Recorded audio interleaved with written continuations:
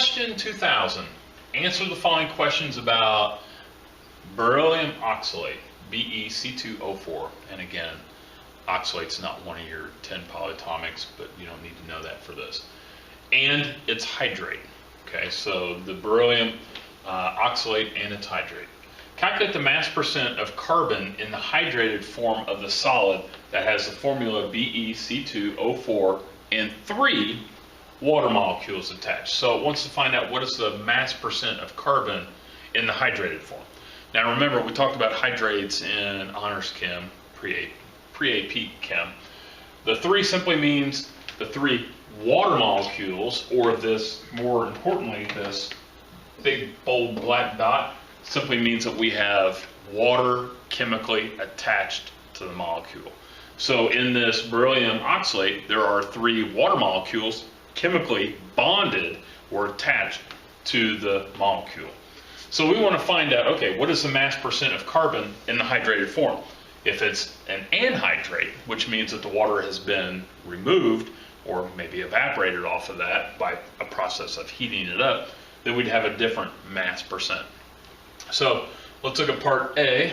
And mass percent, again, when you deal with mass percent, we're looking at how much, here, let's go A, the mass percent, or percent mass of carbon, deals with what is the total mass of the carbon,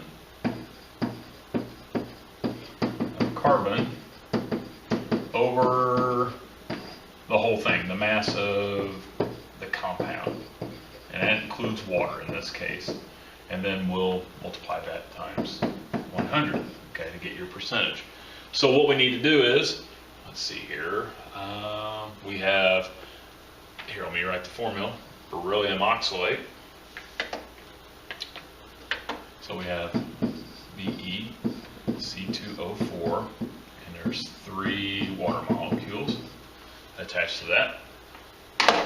So I need to find the molar mass. Beryllium's mass is, so that is this value here. When we get that, that'll be that. And then the carbon, we have 2 carbons. So really, let's go ahead and just set up another one here. So carbon is 2 carbons, 2 times 12.01 divided by whatever we get there. So let's, my molar mass for this whole thing is 151.078, and that's the hydrated form. Means that water is chemically bonded to it. So I'll take my 151.078 and multiply that by 100 to get a percent. Now again, it is asking for the percent by mass, so make sure that you actually show that. We'll say 15.9%, which is carbon. Okay, so not too difficult. Part B.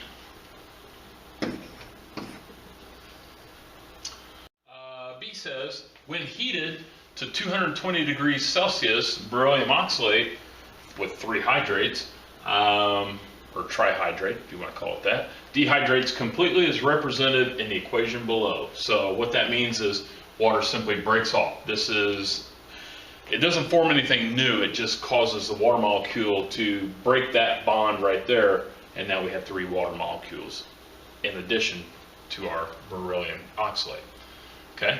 So here's the question, still continuing. If 3.21 grams of the beryllium oxalate, the whole compound, is heated to 222 degrees Celsius, calculate I, the mass of the beryllium oxalate formed, and I, the volume of the water gas released that was measured at 220 degrees Celsius and 735 millimeters of mercury. So you have a double thing going on here. So the mass of the beryllium oxalate formed, so we have essentially a stoichiometry problem. So let's do that. So we had 3.21. So let's write down what we know. We have the information that we are given is that we have, I believe, 3.21. Yep, 3.21 grams. 3.21 grams of that. And then it wants to know, okay, the mass of the beryllium oxalate formed. So I. So we want to know how much of that is actually formed. So stoichiometry. And it is balanced. We have one of those and three of those, one of those and three of those. So pretty straightforward. So 3.21 grams of this, which we found up here to be 151, which is nice.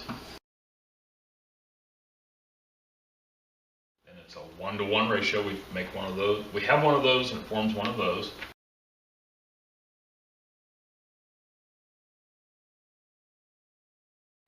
Yeah, as you would expect, it's a 1-to-1.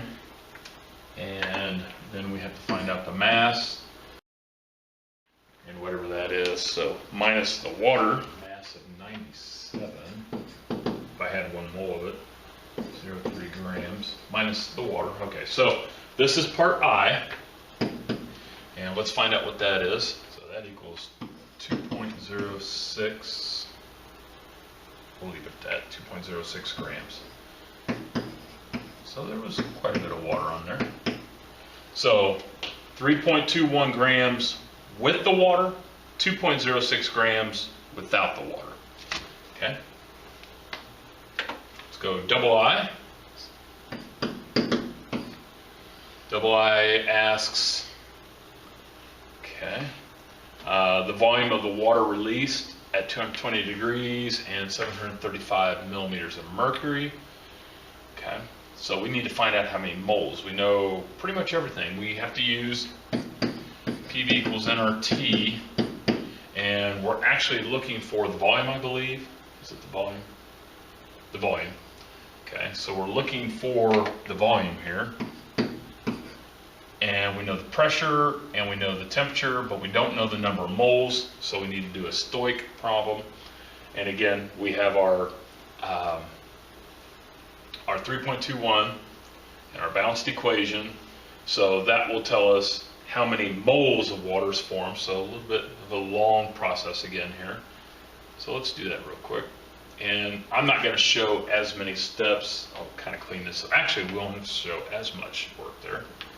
So let's do that. So we have 3.21 grams.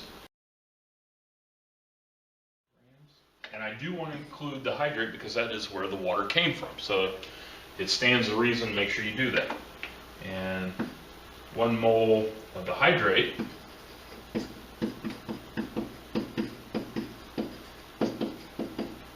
produces 3 moles of water. Okay. And how did I know that? Because again, balanced equation says that if I have 1 mole of this, it produces 3 moles of the water. So let's find out how many moles of water is produced. 0.0637, and I'll leave the other numbers in my calculator here. Okay, so to find the volume, I have my moles, I have my temperature. So 220 plus 273 is 493 Kelvin. So I have my temperature. And what else am I given? I thought it was pressure, maybe? Pressure. 735 millimeters of mercury. Okay. So my pressure, that's equal to T. And my P, 735 millimeters of mercury, or torr, however you want to say that. Okay, so now I can solve. And what I'll do is I'll go, okay, so volume, I'm going to divide my P on both sides, so volume is equal to nRT divided by P, which means that my moles, which I have in my calculator still, I'm not going to take that out, 637 moles, if you choose to convert your millimeters of mercury into atmospheres by dividing it by 760, that's okay. You do, as I stated in an earlier video, you do have the conversion for your torr. Remember that 1 millimeter mercury equals 1 torr. So you can use the 36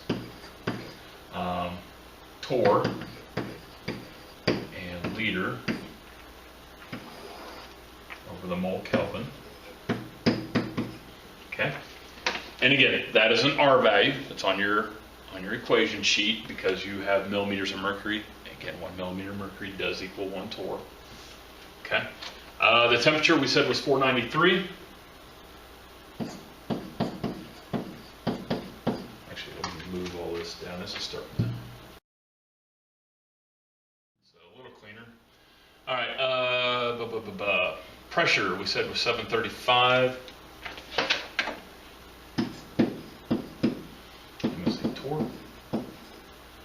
And this will give me my volume, which let's cancel out like terms.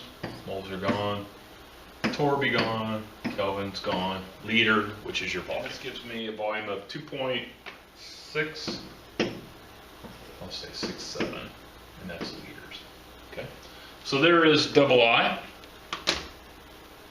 Okay, a little bit of gas information there, but again, it's still stoichiometry.